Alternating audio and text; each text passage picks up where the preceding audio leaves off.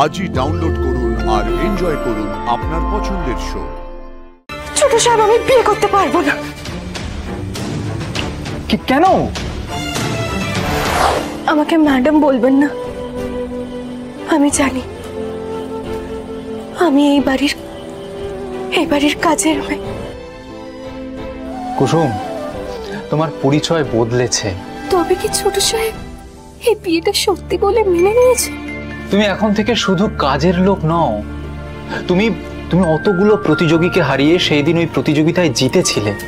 তুমি আমাদের কোম্পানির আন্ডারে ফটো শুট করেছো। তোমার করা ভিডিও শুট এই মুহূর্তে ভাইরাল হয়ে গেছে, সমস্ত সোশ্যাল মিডিয়া এখন সেটা ট্রেন্ড করছে। আর তুমি বলছো তুমি শুধুমাত্র একজন কাজের লোক। কুসুম, তুমি মনে হয় সেদিনের ঘটনাটা ভুলতে পারোনি এখনো। তুমি ভাবছো এখনো আমরা কেন মাকে কথাগুলো বলতে পারলাম না, তাই তো? তুমি বিশ্বাস করো, আমি সেই দিনই মাকে সবটা বলতে চেয়েছিলাম, কিন্তু কাকিমুনি মাঝখান থেকে এমন একটা কথা বলে দিল যে আমি আর মাকে কথাটা বলার সুযোগই পেলাম না।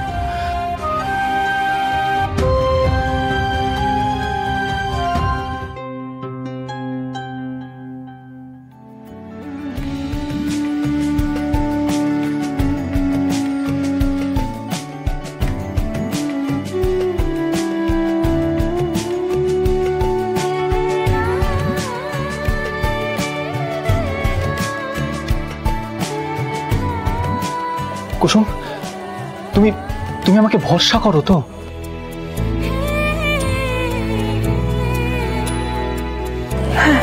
তাহলে আমাকে একটু সময় দাও। আমার নিশ্চয়ই এই মুহূর্তে কোনো কারণ আছে যার জন্য আমি মাকে বলতে পারছি না কথাগুলো। তবে আমি সব কথা মাকে ঠিক বলবো। এর আগেও আপনি আমার হাত ধরে আমাকে কথা দিয়েছেন, কিন্তু এই প্রথম আপনার ছোঁয়ায় আমার অন্যরকম অনুভূতি হলো ছোট সাহেব।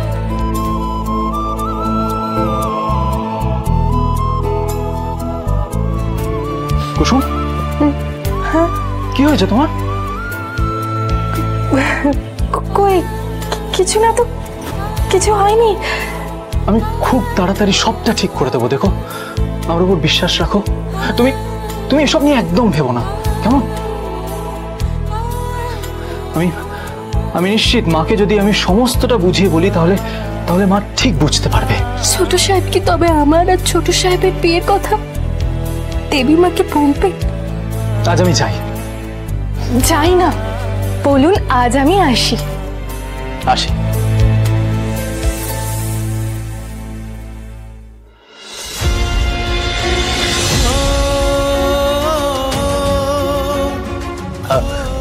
তো তুমি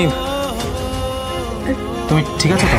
আমি ঠিক আছি ছোট সাহেব। একটু সাবধানে থাকো, কেমন? কিছুদিন পরই তোমার সাথে রাতুলের বিয়ে, তোমাকে তো সাবধানে থাকতে হবে, নাহলে তোমার বিয়েতে তুমি আনন্দ করবে কি করে?